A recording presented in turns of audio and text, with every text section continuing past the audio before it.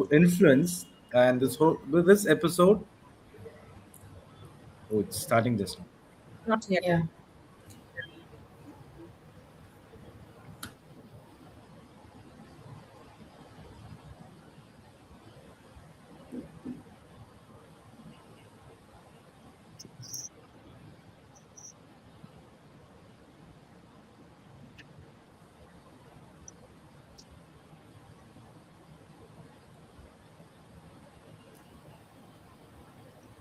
Hi everyone, Vamsi Deepak Shankar here. A very warm welcome to the Women Who Influence. This is a special episode hosted by the Writers Inc. The last few months, we worked with multiple authors and professionals who have written quite a lot of books. And today is very special because I have uh, an author who's written a book called The Communication Intelligence, and her name is Kavina Illavarasan. I've been interacting with Kavina for the last 2 or 3 months. The moment she started writing the book, quite an interesting book because it talks about communication skills from a different perspective. Whenever we talk about communication skills, it's all about listening, and we talk about how people react. But this is the first time I'm talking about somebody who has written about communication leadership. She's spoken about IQ and she's spoken about EQ. She's spoken about the importance of communication for leaders, and that is something which is going to be amazing. And the beauty of the book is that it is so well written that anybody who wants to improve their communication skills, especially people in the corporate segment, they would definitely benefit from this whole initiative. Nowadays there's so much information out there, and there are a lot of people who get a lot of information, but what Kavina has done is a well researched, curated book that has got a lot of um, you know information and insights into how communication works at the leadership level. Now we Kavina has spent so many years. She's been with the corporate segment for the last decade, and she's worked with top leaders. She's trained communication professional, and I think people who have worked with Kavina will definitely know that she is an expert in this particular segment. I'm glad that she's written this book, Communication Intelligence, and I will. I'm also glad that we have a lot of women out there today who will be introduced by Kavina. And Kavina, the stage is yours. You can take over and start introducing. Kavina. Lovely. Thank you so much, Vamshi, for the generous introduction and for believing in this work and bringing this conversation to life through Writers Inc. And everyone, a very warm welcome to all of you joining us today live. And today's conversation is titled Women Who Influence the Communication Intelligence Edge in the Senior Leadership. Over the years, leadership conversations has always been focused on intelligence, strategy, execution.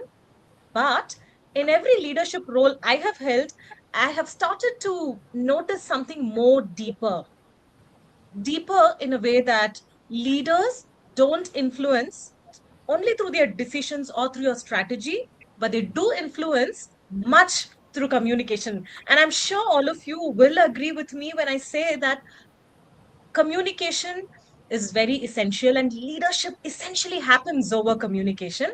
And that is what we look at in my book called Communication Intelligence for Leaders. And a lot of ideas have been explored in depth, so we talk about all of that today and live through people who've been executing this. And that is exactly why I'm excited about today's panel. Today, we have an incredible group of leaders who operate in complex environments where communication directly shapes influence, clarity, and most importantly, alignment. So, please allow me to introduce our wonderful panelists who have joined us today. First, we have Sirisha Arza, Director of Product Development at Vistion Corporation. Sirisha brings more than 2 decades of experience across automotive and technology leadership, driving innovation and complex product programs. Her journey is absolutely going to give us a lot of powerful insights into communication and how it shapes leadership influence in technical environments. Now, the next, I would like to introduce Vibhuti Sharma, Global Executive Coach and Leadership Facilitator. Vibhuti works very closely with senior leaders across organizations, helping them strengthen executive presence, influence, and leadership communication. And she has done all of that herself as well. The next on panel, I'm so happy to introduce Synthana. She is a head of operations and transformation. Synthana brings a very strong operational leadership perspective today, where we also would look at how communication is going to play a very critical role in driving alignment, execution, and most importantly, trust across teams. And finally, we have Prasanna Krishnan, Chief Operating Officer.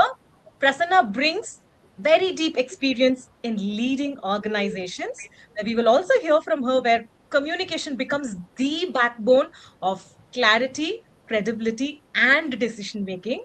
Now, let's take a moment to applaud all the women out here, the women who influence day in and day out. And I'm very happy to have all of you panelists out here and sharing your insights with all of us today. On that note, do we begin? Sure. Great. Thank you. So, to make this conversation engaging and more structured, we will have three rounds of discussion followed by a rapid fire round. And rapid fire round has always been my favorite. So, let's start with round one. So, with round one, what are we trying to achieve is that we are going to try and understand how competence alone is not important in workplace. Competence for sure alone is not going to create communication is large important.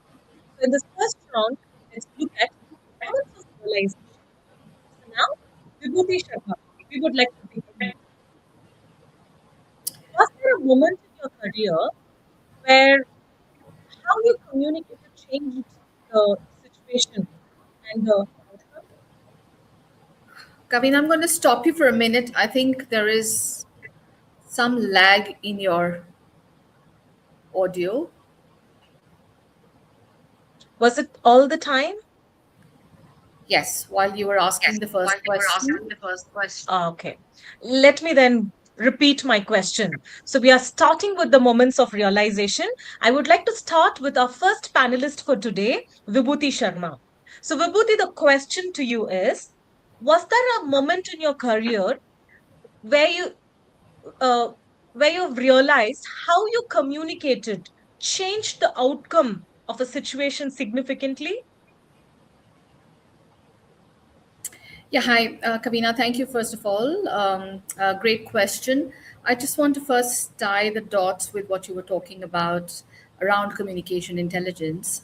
And just to reiterate that, we talk about emotional intelligence, we talk about a lot of other intelligence, but communication intelligence is something which is very underrated most of the times. And most of us communicate because we need to get the message across.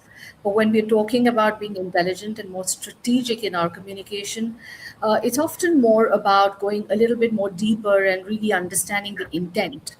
And since your question really talks about that, yes, I certainly remember an instance. I largely work with global leaders in the global capability centers, and most of that environment is highly stressed out.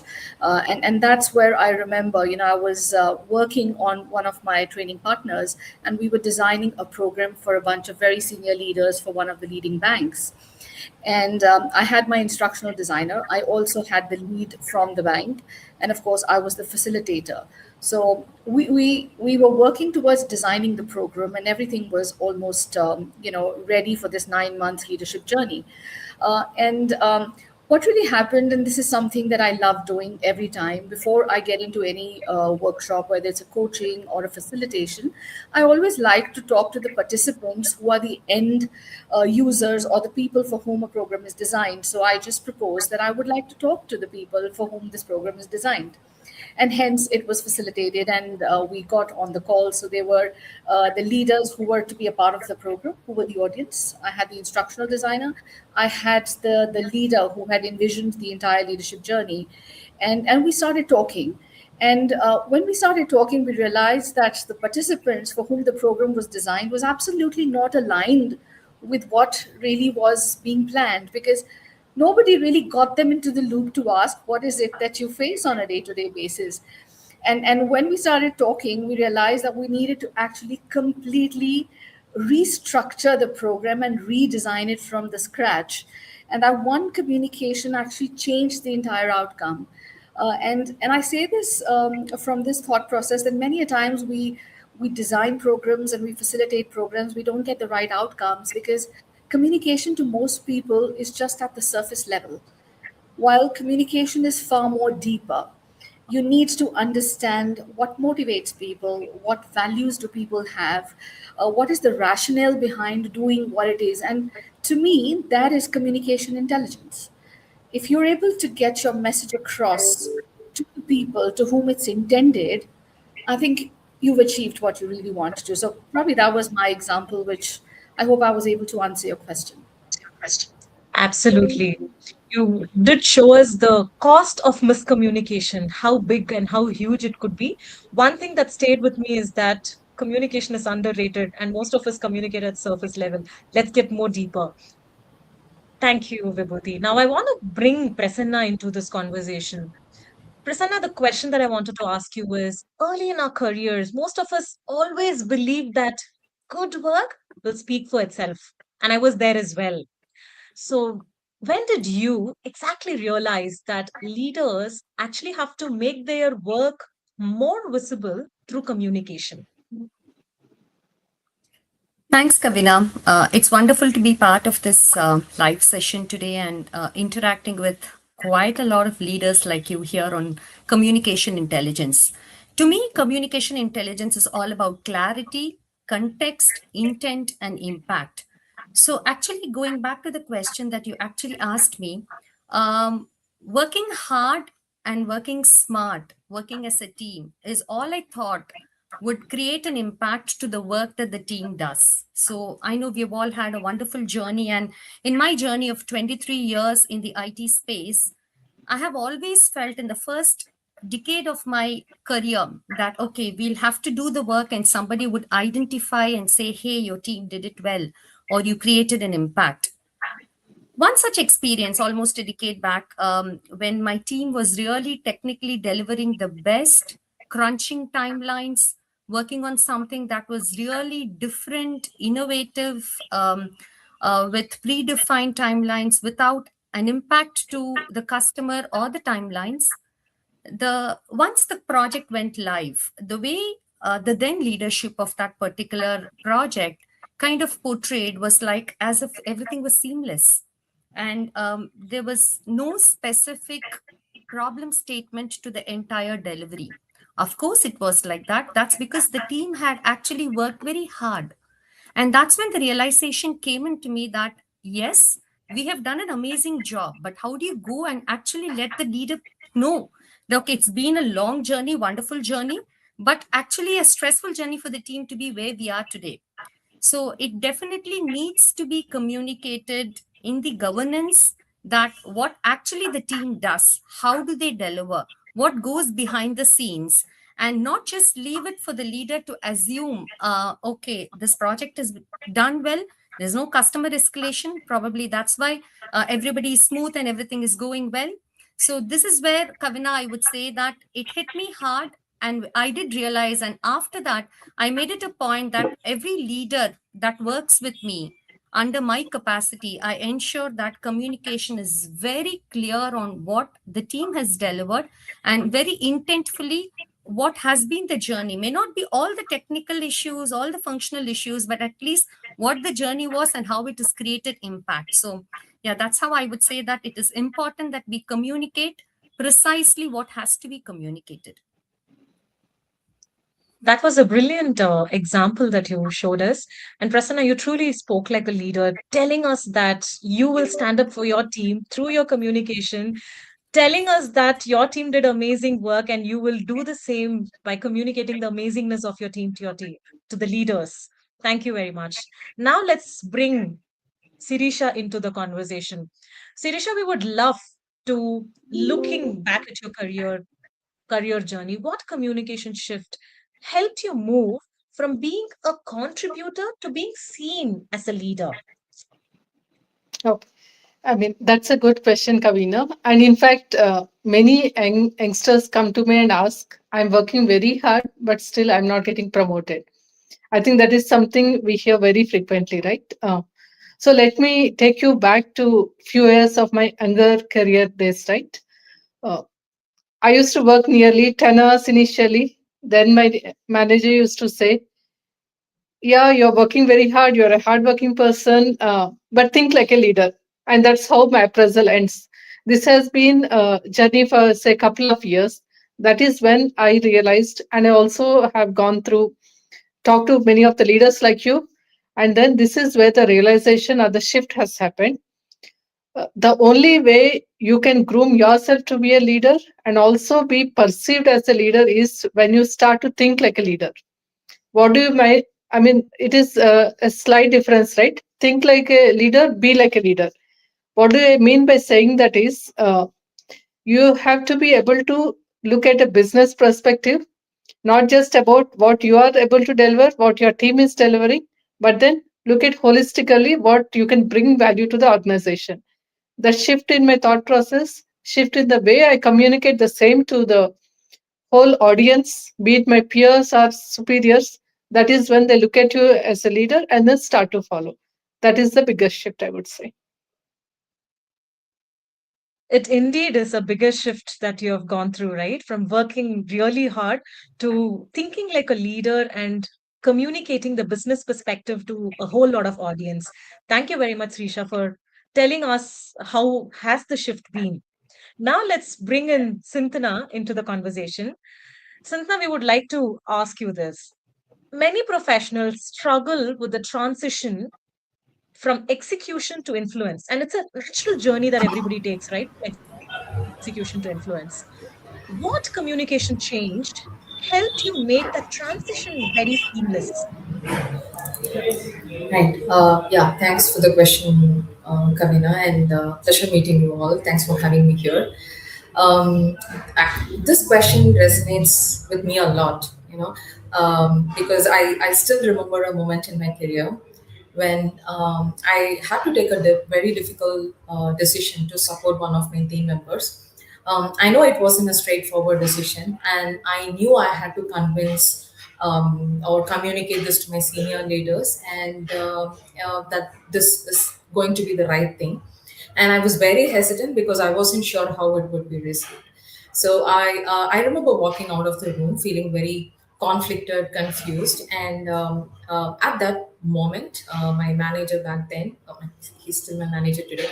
So he noticed, and I was worried, and he understood the situation, and he said, if you truly believe this decision will help your team member, and if when it comes with the right intent, then you should stand by it no matter what. So you're already an influential leader here, Cynthia, and why is this confusion? Yeah, I then spoke to our senior management team. It's a different story after that, but that statement surprised me, because at that time I saw myself as someone who manages projects, deliver on time, multitasking, leads a team. So I never thought of myself as an influential leader. But that moment made me reflect deeply on what influence really means. Why do they call me an influential leader? So our question here, your question here, Kavina, is what is the transition between execution to influence? What I realized is that at that moment when I was reflecting, right? So the transition from being responsible for job and now turning into somebody who is responsible for the people who are now responsible for the job is that transition. So it's not about being in charge, it's about taking care of the people who are in our charge, right? And communication becomes a bridge in that transition. So as leaders, you're not responsible for the results. We are never responsible for the results. You are responsible for people who bring results, right? So you take care of the people, you create an environment where people can perform, grow, and succeed. Then you will see your results that you wished for. And that's when we say the leaders should actually give the vision. They should not work on towards the vision. People around will work for and towards the vision. So when I say leader, it's not about the authority. It's not about the position or rank you hold. It's about the choice you make to be a leader. Anyone who is in the higher position in our organization, in your organization, they are called authorities. They are not leaders, because people work for them because they have an authority over us. They don't follow them. Here, with influential leaders, people will follow you. When you leave, a group of people will leave. Even when you're not there, they will follow your legacy. They will follow the policies. Or they will follow the standards that you have created. So when people trust your intent, when they understand why behind your decisions, when they feel supported in their growth, that's when communication starts creating real influence. So when you communicate with clarity of intent and genuinely care for the people you lead, trust begins to build. And that's why I feel people may comply with authority, but they choose to follow influence. And that's where I see where leaders move from execution to influence. Lovely. That's a beautiful transition from being responsible for the job to being responsible for people. And I'm loving all the insights that's coming in, getting to hear a lot of stories that has happened in, every leader's life, looking back at their career journeys. We've heard a lot of reflections, and that's very powerful. Now, that's what I discover in the chapter one of the book, where I call it the leadership island, where I talk how leadership sometimes is more isolating than the responsibility that it is. And when we grow up as a leader, what I see is that communication stops being very casual and it becomes more intentional. So that's what we are going to explore in the second round, which is the boardroom code. And in there, what we are going to talk about is that paradox of communicating too much, that we are into more meetings, more emails, more presentations, but engagement, that's something that we will have to talk about to all the leaders out here. So now let us begin with Prasanna. Let me begin with you. In the senior leadership rooms, the decisions are often shaped by how well the ideas are communicated. So, my question is, what communication habit has helped you become more credible in those spaces? That's a beautiful question, Santana. And to me, boardroom environments are places where time and attention are limited. It's either too many problem statements getting discussed, or probably the crunch of time, or just people moving from one meeting to another and getting into this boardroom trying to solve a lot of problems. So, one thing that has actually helped me build the credibility in this senior leadership discussions and spaces is structuring these conversations not just with the problem statement, but with the problem, giving a solution and a justification as to why this solution would be the right solution to this problem. Primarily, coming to a boardroom with just a list of problems kind of becomes gets into a complaining nature with leaders. Okay, I have this problem, I have this problem, I have this problem, etc. So early on in my career, probably the last decade, with a person that I've worked very, very closely, is he loves to listen to problems. Yes, that's nice. Okay, what's the solution? So maybe my second meeting with him, he said, okay, happy to hear your problem, Prasanna. Can you suggest a couple of solutions to it? So that gave me a point to note that the next time I come with a problem, I need to have the solution with me, and not just the solution. Why do I think this particular solution is going to help solve this problem? Which means I kind of say problem, solution, and justification to the solution. This way, I feel boardroom discussions can be more effective, where we just don't hear problem statements. Rather, we get to discuss actual solutions to the problem statement, hear out people talking different solutions to it, and that way, okay, knock on, okay, this problem may be option one, solution two. There's a probability of arriving at a solution and just not walking away from the boardroom with just the problems in mind. Beautiful. So let's not just talk about problems, let's talk about solution. And you talked about structured communication that will make everybody credible in the important spaces that we are in. Thank you very much. Now let's pull Sintana into the conversation again. Sintana, you being in the role, we know that you have been a lot of times in high stakes meeting. The question is, what communication signals has helped you establish the authority and the leadership presence? Yeah, that's an interesting question. I generally hate meetings because I feel most of the meetings can be resolved over an email. But yeah, high stakes meeting, I definitely understand. So often people assume authority comes from speaking the most, right? Whoever speaks most, they have an authority here. In my experience, it's actually the opposite. So, of course, it depends on the kind of meeting you walk into. There'll be different motto for the meeting. So, if it's a space for discussion and you have an authority to make the decision, one powerful leadership practice is to be the last person to speak. Listen first. When leaders speak too early, the room often aligns to the view immediately. They immediately say yes. They don't have, there is no second there, right? But when you listen to the different perspective first, two things happen. You get better insight and people feel heard. So when you finally speak, the conversation becomes much more clearer and they really buy into the decision. So that's one. And if it's a meeting, when you are communicating a decision, that there is a decision already made and you're going to communicate this to the group. So then it's important to show up as a whole person, not just for the decision. You have to show up as a whole person. You may have grown up thinking of your intellect, emotion, and body as separate, but when you speak, others perceive you as a whole, right? People don't engage only with the literal meaning of what you say and the images you show.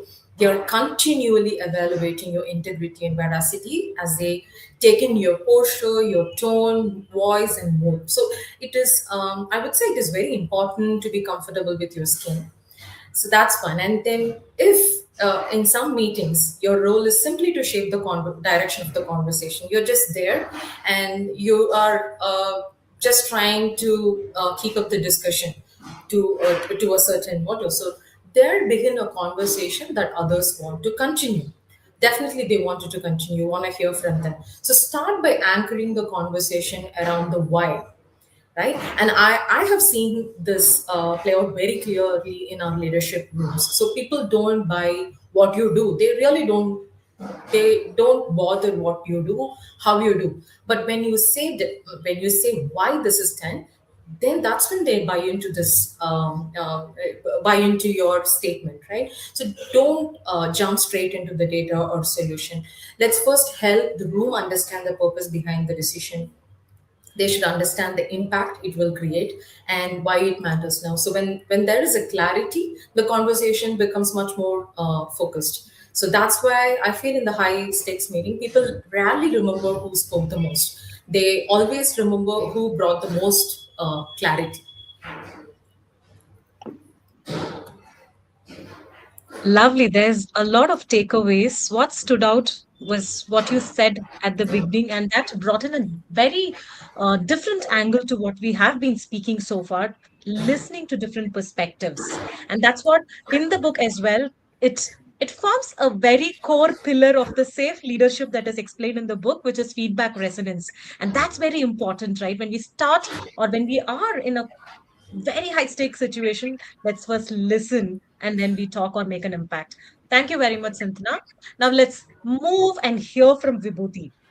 Vibhuti, from your experience coaching a lot of leaders, how do leaders ensure that their communication is building that trust in their team? Thanks, Kavina. Interesting question. And in high stake environment, I think this becomes very critical. And I often lean on something from David Meister. I'm a fan of the David Meister's trust equation, and I use it extensively. I've found it to be extremely useful. However, I won't go too much detail into the equation, but I certainly feel credibility and reliability are the super strengths of any leader, right? How do you build credibility? It's not just about a leader.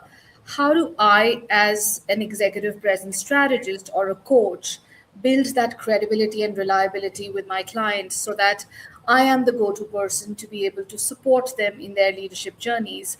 And one thing that I've noticed consistently with a lot of successful leaders who are able to get their point of view across and able to build trust is consistency and the ability to keep delivering the same outcomes over and over again creates a lot of predictability in the way you communicate. A leader who is able to communicate and articulate his point of view consistently is far more trusted than a leader who might be that he might just lose his fuse in a particular situation, right? So I think for a leader it's extremely important to be mindful and to be aware of the kind of communication that is happening, not just to communicate the idea, just to ensure that how is the leader anchored and how are people really perceiving the communication and the impact that it's having on people. So what I would say, that consistency in delivering is very important. That's one point. The second point that I feel works very well in communication is, a misconception that communication is always about you and is always for you. So the David Meister's equation talks about self-orientation, which is about how is it that I could make communication less about me and more about the other person, right? And that is a huge shift, which is difficult because we all like to beat our trumpets. We love talking, we love sharing, and all leaders love to do that. How is it that I could take a step back and then ask you, Kamina, today we're talking over here. It's less about me, but it's more about your objective. What is it that you want to achieve from this conversation rather than me sharing, this is what I want to share?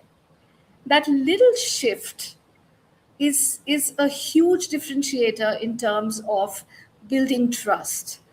And I've seen leaders who are focused on all the time beating their own drums.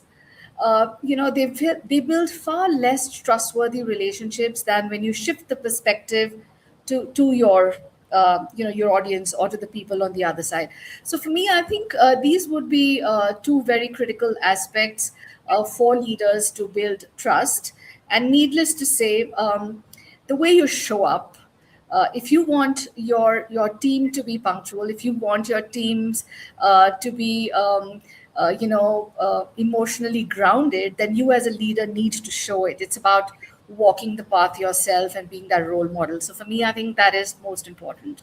I hope I answered your question. Absolutely, yes. Two things which stood out very strongly is the consistency with which leaders have to communicate and the self orientation that you brought in. It is we before me. So that's another thing which strongly stood out. Thank you very much. Now let's hear from Sirisha. Sirisha, as we all know, many professionals struggle with being heard in high stakes situation. So please help us understand how someone can truly communicate with impact and make an impact in the senior forums. Okay. So I will also take few pointers from the previous speakers, right? I think there is echo. Yeah. So one is being prepared before going to the meeting. That's very much important. Sometimes we are so busy in the senior roles that we jump from meeting to meeting, but we tend to forget what is the intention of the meeting. And like one of the previous speakers said, the minute leader speaks, the rest of them will take it for granted. That's the direction. So this is where I would take the next step to talk about what does it make to have an impactful presentation or a talk. One is the attention span of the people have reduced. Earlier days, any advertisements used to be 2 minutes. It has come down to 1 minute.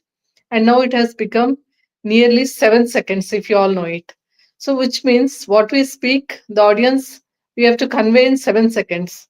The only way you can do it is being well prepared and talking to the point exactly in the boardroom conversations. That's the point. Yeah. Yeah. So, Lovely. yeah, Being, so, yeah. sorry, after you, once you're done.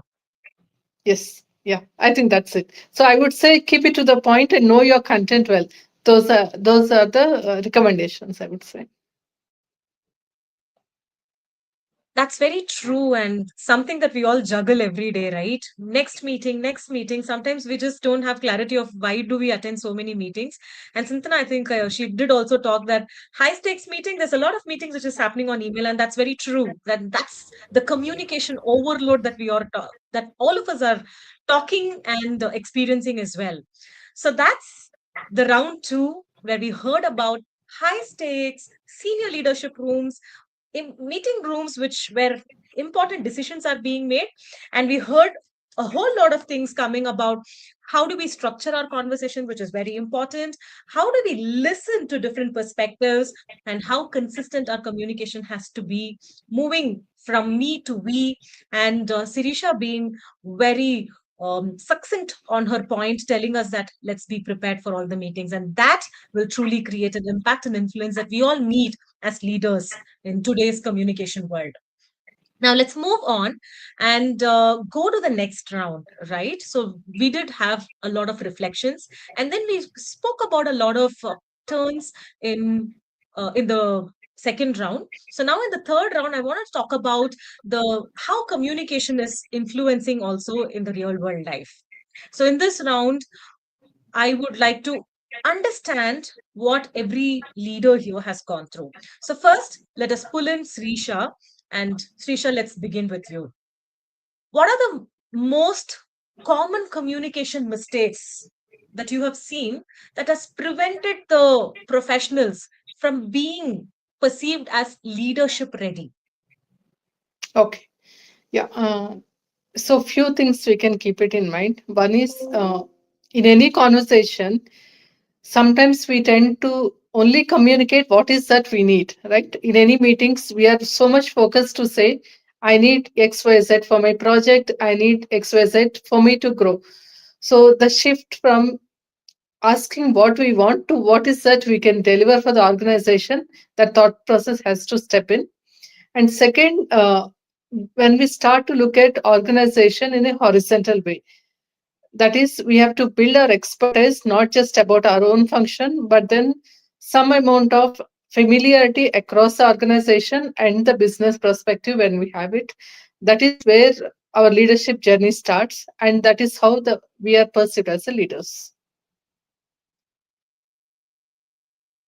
Got you. Delivering to the organization, another important point to be truly the leader that we are delivering.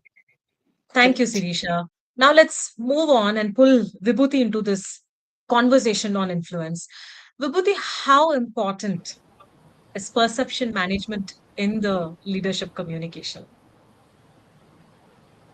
I think it's super important. Perception is reality. We all know it. And all of us know that even before anybody speaks, you're already building impressions about people. And I wouldn't say it is too much about the person. It's more about the energy and, the energy that that individual or that leader brings. And why I say that is because that is what is most important to create the perception. And I'd love to use this quote from, a very renowned person called Patsy Rodenberg. She's an authority on executive presence, and she's trained the prime ministers and the presidents and so many people in the world on how do you build, executive presence. And she talks about this wonderful concept of about the three circles of energy, and that's the energy that all of us also bring. There are some people when they come into a room and they want to communicate, or if there's a leader, everything just lights up. and everybody's just very intently wanting to listen to that person. While there are some people, when you go there, you know this is going to be a boring presentation. You really don't want to listen to it. So it's not largely to do with the person per se or his communication style. It's about the energy that an individual carries. And Patsy Rodenberg has done this beautiful work about how there is a flow of energy that we can create, and how can you be mindful of moving yourself into the right state of energy to create the right outcome. So it's more about the congruence between what you want to say and the state of energy that you choose. So just briefly to tell you, there are three circles of energy she talks about. The first circle of energy is very inward, and that circle is about less of generosity. It's not about giving so much. It's about getting done with the agenda, and that's where most speakers are. Let me just get done with this, right? The third circle of energy is very loud, is very aggressive. I just want to impose something on you. I just want, this is how it needs to be done, and then there is this third circle of energy, which is between the first and the third, which is the second circle, which is the circle of flow. That's where you're centered. That's where you're anchored. That's where you're listening to people. That's where you're building eye contact and giving the other person the ability to communicate.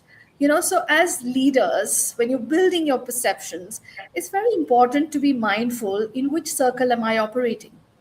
If I'm operating in the circle 3, which is very overpowering, I might want to underplay that and come to circle 2. Or if I am being that boring presenter and everybody's falling asleep in that room, I might need to amp this up a little bit and move to circle 2. So I think for a leader, or for maybe a coach, or anybody for that matter, that understanding of how my energy lands on people is a very important aspect to build perceptions. And you can actually do it with practice. You need to know where you are and how you could actually get there. So for me, I think I've used this extensively, and it just works every time. I hope I So the answered your flow question. state is what?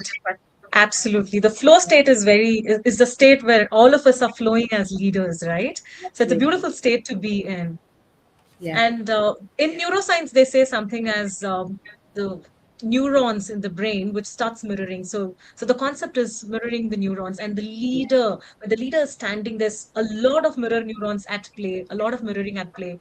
So I've explained this in the book as well, in a very interesting analogy that I've tried bringing in. So what I say is that every room, every meeting room, every team has an emotional climate. A leader, instead of being a thermometer where they're just going to check what is the emotional climate, they can become a thermostat. They can truly regulate that emotional Yeah. climate of that room. And that's something leaders can do. And that's like a superpower that we all have. So let's use the neuroscience. And I really love that flow state that you just explained to all of us. So let's start flowing. Yeah. Brilliant. Now let's move forward. I would love to invite Prasanna into this discussion. Prasanna, all of us here, many of us would want to build a very strong leadership presence. So you help us understand what is that one communication change that we should start practicing in order to get a very strong leadership presence. I would say when a leader has to get that leadership presence, which is a very strong presence, they should stop talking about work and connect that work to impact. In very many scenarios, what happens is we kind of try to drill down to tasks, activities, and try to give a detailed picture of what happens rather than trying to say, hey, we did this and this was the impact.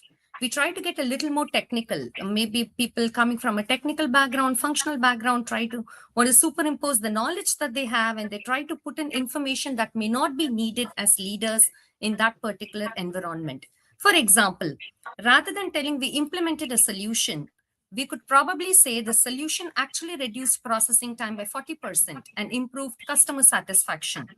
Or it could even say that we kind of brought in better customer experience. Rather than telling we delivered the project successfully, we could say that we delivered it 2 weeks ahead of schedule, without a slip, without a scope creep. So from that standpoint, what is important is all about not just explaining what was done, but creating a value to the work that the team has delivered, which is one of which actually relates to the first point that I made. No, visible to others. What actually impact has this particular scenario created is what is important when a leader communicates, and only when that is done by a leader, so the people listening to them, as Vibhuti said, the flow happens from one person to another. People hear, oh, okay, probably this is one way to communicate, and this becomes an impactful communication, Kavina. Lovely said there, Prasanna. So initially you said that my team is doing amazing work. Now it is my job as a leader to show that amazingness, to communicate that amazingness. So now you're going one level deeper and telling that, hey, let's create value, let's put numbers, right? Beautifully told. Now let's move and hear from Sintana. Sintana, we would like to hear you. Through your journey in corporate, you would have worked with highly respected leaders. So the question is, help us understand what is that one communication behavior or many that you've consistently observed in highly respected leaders that you've worked with? Thanks for the question, Kavina. So, yeah, I wanted to talk about this, right? Because I keep observing and then I learn, and I also talk to my team members about this. So, something that I've observed from the leaders that I know, and I respect them for this, is the ability to play the long game in communication. So, they are very patient, and they don't feel the need to win every conversation or respond to every moment immediately. They have the patience to allow people to learn and let others grow into their roles. And because it's their chance and their opportunity to do the work, they may not be as good as you. Remember, we were better, and that's why we are promoted in the first place. So you can't come in and tell them why or what they would do it or change the way they do. So you have to push them, you have to encourage them, allow them by try to solve the problem in their own way, just like someone did it for us once. So sometimes it can be frustrating, to see someone miss the idea when you already know the answer.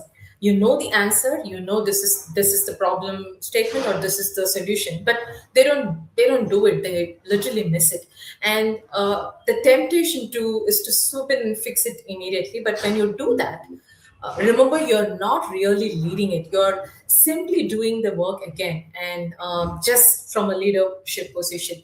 Probably as a head of operation, I'll be solving the same problem again and again, which I've solved 10 years back. So, and that's why leadership is hard, right? Unless there is a real emergency, which is rare, and they show patience. They understand that they are in the business for the long game. They very well understand that they don't need the result immediately, and then they have time to let people learn. So one of my favorite examples, and recently I did learn about this, of an organization that has institutionalized leadership patients, is Chanel, the fashion company. So they have a policy where newly hired senior leaders are not allowed to speak in the meetings for the first 3 months.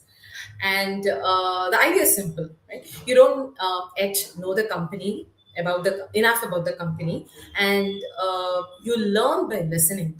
You be in the meetings, just observe what people are talking about, just understand the company's culture. So it reflects a belief that leadership requires a lot of understanding the culture before influencing it, right? It shows a long-term view of leadership.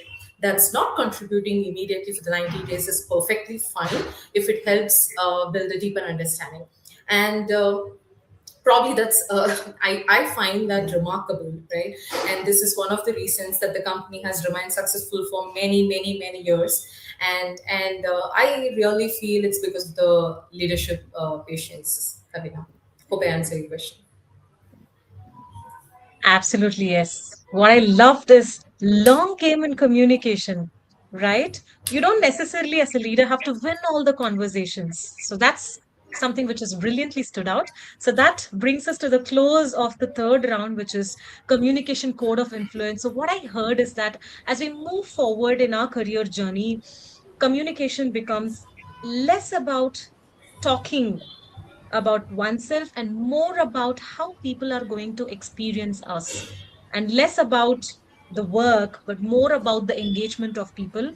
And all of that is going to, you know, stand out as leadership communication. So Sirisha said, deliver to the organization. And Vibhuti talked about the flow in which the leaders flow. Prasanna spoke about creating value. And Sintana spoke about the long game in communication. And I'm totally loving all of these perspectives, which is shaping the conversation. Now let's move to round four, my favorite round, the influence rapid fire round. Are you all ready? So we get to hear all of you explain in just one or two sentences, and that will give audience quick takeaways. So I'm going to read the question and come around to ask the panelists. Please be ready. One phrase professionals should stop saying in meetings. Sintana. I really hate it when they say I didn't have time to read the document. I didn't have time to read the agenda. Sorry. That puts us on Sirisha's topic, right? She spoke about being prepared. Sirisha, what's your take on this? Stop saying but. People tend to give an answer, but yes. So, but should be stopped. Totally got you. So I will add comma, nevertheless, comma, however, all of that together. Thank you, Sirisha. Prasanna, Sorry, this may be a silly idea. If I say that, I'm putting myself down, and it happens in very many meetings. When you start thinking about ideas for a solution. I love this. Let's not downsize our own ideas, guys. Vibhuti, I think it's all about impact. Stop talking about the fluff, talk about the impact your communication is creating. That's it. let's nail the numbers, right? What Prasanna said, creating value. Brilliant. Let's go to the second question. One phrase that instantly builds authority. Srisha, We can make it happen. So anything you want to express, express it, and then with authority say we can make it happen. lovely. We can make it happen. Vibhuti, I think moving from we to I, taking ownership. Often we say we did it this way, we can do it this way, but it's all about what about you, the I. So move from we to I. lovely. Self orientation. Now let's hear from Sintna. Yeah. I mean, we have to see it holistically. So I would say let's see it from the bigger picture. Bigger picture. Great. Prasanna. These are my three options, and I would recommend this. Great. No fluff again. No? Very direct. Thank you. Let's move to the next question. One communication habit every leader must develop. Vibhuti. Be intentional. Nice. Srisha. Creating a vision and then expressing the vision. Lovely. Prasanna. Listening deeply, Listening. Sintna. The long game, right? The discipline to pause before responding. Pause before responding. Yeah. Who else did I miss? Sirisha. We spoke. Talking about the Done. vision. Yeah. Oh, yes. Intentional. Being intentional. Vision. Listening. Moving to the next question. One word that defines powerful communication. Srisha. Excellence. Excellence in what you want to do. Excellence. Great. Prasanna. clarity, Brilliant. Sintna. Intent. Vibhuti. Be authentic. Authentic. Great. Excellence, clarity, intent, being authentic. Awesome. So, yes. And finally, one more question to go. What makes someone instantly credible in a room? Vibhuti. Energy. Didn't get you, sorry. Energy. For me, it's always energy. Energy, lovely. The flow, okay. Sintana, I mean, I'm the whole question picking up faster is making me nervous. So, what was the question again? what makes someone truly credible in a room? Or yeah, the ability to ask right question. All right, energy, right questions. Prasanna, Simplifying the complexity. simplicity. Sirisha, Okay. Take charge of the conversation in the meeting, sum it up, and then say we can take it forward. So eventually, you are the leader of the conversation, and the others would follow. brilliant. Summarizing and taking that accountability. Wow, Yes. way too many instant suggestions that we have received from the leaders in the round. I'm sure there's a lot of key takeaways. Now, quickly moving to our questions from the audience. Any questions?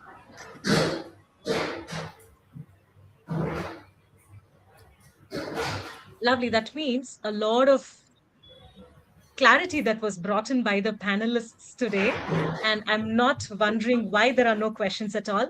Thank you very much for all the panelists out here for beautifully bringing in stories from your personal life, telling us very authentically what has happened in your journey, what have you learned, and also gave us few suggestions on how do we work on our leadership communication, our presence, and to truly stand out as a value added leader. I totally believe that today's conversation has reminded us very, very important topic, which means that leadership is not about just being there, preparing strategies, or just coming up with a vision. It is truly about making that shift about people. And how do we do it? With communication, the perception management, shifting from me to we, and taking care of our people. So that's exactly what we spoke today. So people, let us understand that, let us not just use communication as a clarity tool or a skill that we need in professional world, not just in to talk in the meetings in a fluent manner or in every presentation, but what really means as a leadership communication is that we need to shape the emotional climate of the room. Let's shape the emotional aftertaste. Let's also be very conscious and move into this conscious communication where we know what we are talking is actually going to land on people. And when we talk about people, we are not just talking about minds of people. People are going to be this entire nervous system. And what a leader speaks is going to essentially affect the thoughts and actions of people. On that note, thank you once again for listening to us. And thank you, Writers Inc. and Vamshi, for hosting this very important conversation. And to all of you who have joined us live today, and a special thanks to our panel here today as well. We can close the conversation. Vamshi, over to you. Thank you, Kavina. Thank you, Vibhuti. Thank you, Srisha. Thank you, Prasanna. Thank you, Sintana. Awesome discussion. I think the audience is enlightened. I am enlightened. We brought clarity, and you give me a new perspective about communication, and all the women thought leaders out there. I think brilliant job. Like I'm just highlighting the location in the comments. Women's Day, women rock, women leaders rock, and thank you, Kavina, for all the brilliant questions that you've asked. I'm very happy. I think Writers Inc. is truly proud to host such women thought leaders. And thank you very much, and God bless. Thank you all. Thank you, everyone. It Thank was you all. wonderful. Thank you, everybody. Thank you Bye-bye. for having us Thanks. today. Bye bye. Bye. Thank you.